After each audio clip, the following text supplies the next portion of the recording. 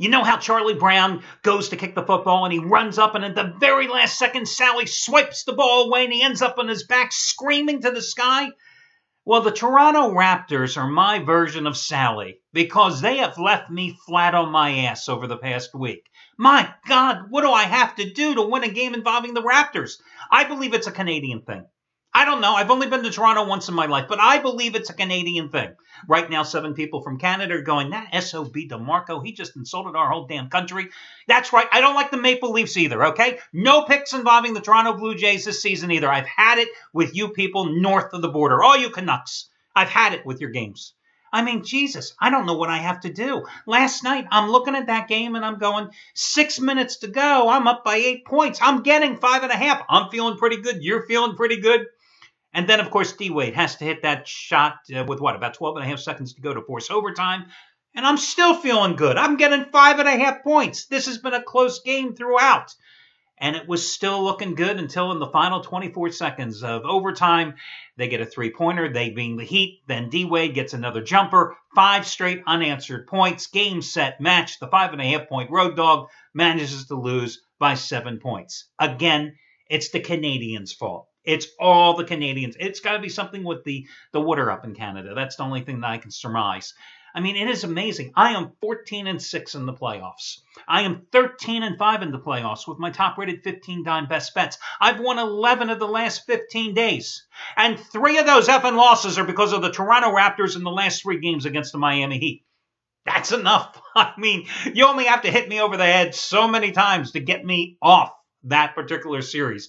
I assure you there is no way. This series could go 74 games. There is no way I'm coming back with a play involving the Toronto Raptors. And it's not their fault. It's my fault because I'm the dummy who keeps going to the well with them.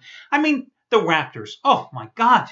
Hey, in case it hasn't dawned on anybody, you Raptors fans out there, or maybe the Toronto front office, you ain't going nowhere when your 2 studs, alleged studs, DeRozan and Lowry, can't hit the broadside of the barn, and you've been awful except for a token good game here and there throughout the postseason. What a bad constructed team. Just a poorly constructed team. And it's not going to get any better for them either. But in this series, hell, they still might win it in 7 games. You never know. Meanwhile, while the Raptors couldn't score at all in the closing 6 minutes of regulation or in overtime, Steph Curry last night was, 249 points in overtime for Golden State. And naturally, of course, I won the free pick in overtime with the Warriors. Just can't win some days. That's all there is. I mean, listen, you can use every bit of profanity, and I think I pretty much used the rest of my May quotient with that game last night. But after a while, you have to shrug your shoulders and go, you're just not destined to win with that game. So if you won and you had Miami last night, God bless you. It was a stroke of luck. That's all I can tell you. Bottom line is favorites are now 36-23-1 against the spread. Now, the underdogs had went 3-0-1 this weekend, but last night you had both favorites getting the job done. Favorites are 9-6-1 against the spread so far in the second round. The under split out again last night, so the under is still a strong play.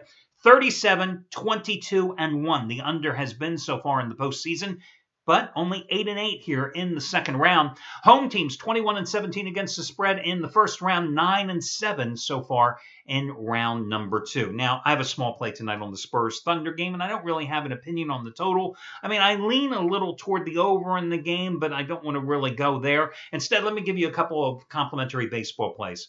I like the Miami Marlins on the run line as the home dog tonight, getting about $1.25 to $1.30, I think was the price when I checked a couple of hours ago. At home tonight against the Milwaukee Brewers, Adam Conley is going for Miami. 2 starts ago, he had a no-hitter at Milwaukee through 7 2/3 innings, but Don Mattingly pulled him because at that point he had walked 5 batters, had 116 pitches for a guy who was only making his 21st career major league start. He felt that was enough. He made the right move, but hey, bottom line, he came back 6 days later in his last start, and he put up 5 1/3 innings of shutout ball in which he gave up just 2 hits in beating Arizona. 34 strikeouts and 32.1 innings this season. Opponents are batting only 200 against him. He's opposing another young pitcher, 23-year-old right-hander Zach Davies going for Milwaukee now. Davies, well, the team has lost all 4 of his starts, and in 19 and a third innings, he's giving up 28 hits, and he's walked 10 batters. So think about it. That's 38 base runners in 19 innings. Every time he goes in, well, hell, he's not going into his windup. He's got to be pitching from the stretch because every time he gets the ball back from the catcher, there's a guy someplace on the base paths, right? Teams are hitting .364 against him. And this is just his second road start, his first road start. Not too successful. Only lasted 2 1/3 innings against Pittsburgh and gave up 6 runs on 8 hits and walked 3 batters. Marlins won last night 4-1. They had won 11 out of 12 before losing the final 2 games of a 4-game set against Philadelphia on Saturday and Sunday. So they lost those 2 games, but they came back and won last night when Jose Fernandez totally silenced the Milwaukee Bats with 11 strikeouts and giving up just 4 hits in 7 innings.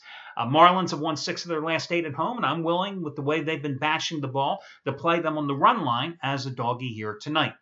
Your next complimentary play, I was going to do the Twins and the Orioles. Yeah, you know what? I'm going to do the Twins and the Orioles because I was for a moment going to deviate and talk about Arizona, Colorado. But then it dawned on me. Ruby De La Rosa is pitching for the Diamondbacks.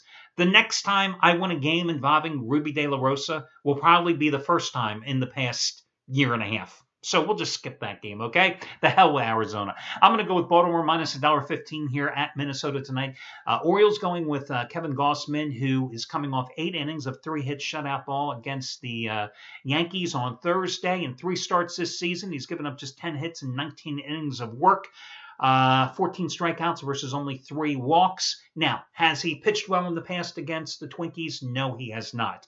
0-2 with an earned run average of 6.5 in 3 prior career starts against Minnesota.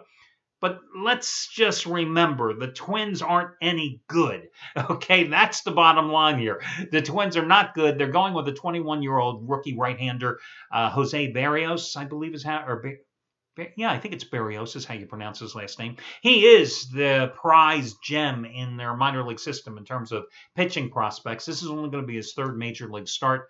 I mean, he pitched okay in beating Houston in his last outing, 5 1/3 innings, gave up 2 homers among the 3 hits that he allowed, but he walked 5 batters. And in his first start at his home against Cleveland, and the Indians beat him up for 5 runs on 6 hits over 4 innings.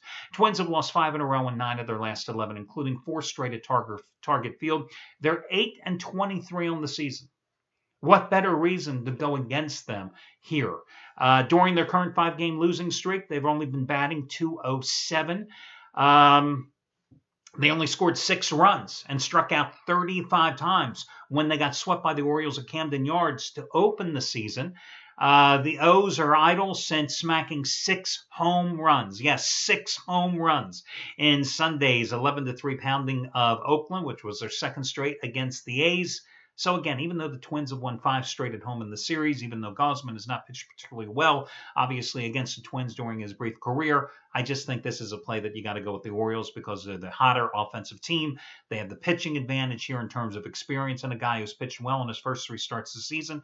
And you got him at a cheap price against a team that's 8-23 on the season. That's good enough reason to go against Minnesota. That'll do it, guys. Once again, the Miami Marlins on the run line and the Baltimore Orioles, your other complimentary play. That'll do it. I wish you well and talk to you again tomorrow when we do this one more time.